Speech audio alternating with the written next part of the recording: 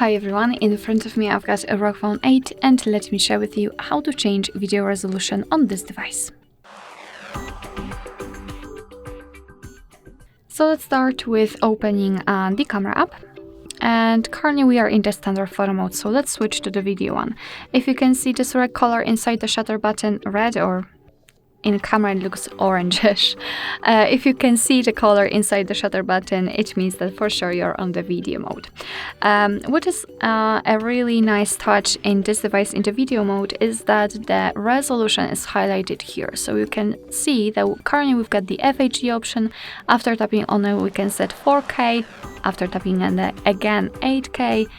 HD and FHD again, so we've got some options. Here we've got the frames per second. I will not explain that. I just wanted to show you that this option is available here. If you're not the biggest fan of tapping here, you can simply unroll the upper option or the upper bar kind of, and the resolution will appear right there. As you can see, we've got 4 different options, which resembles the previous way of tapping and changing. So basically, whichever option is highlighted, it means that it has been applied and your device will record the videos in chosen resolution. Alright, so that will be all. Thank you so much for watching. I hope that this video was helpful, and if it was, please hit the subscribe button and leave the thumbs up.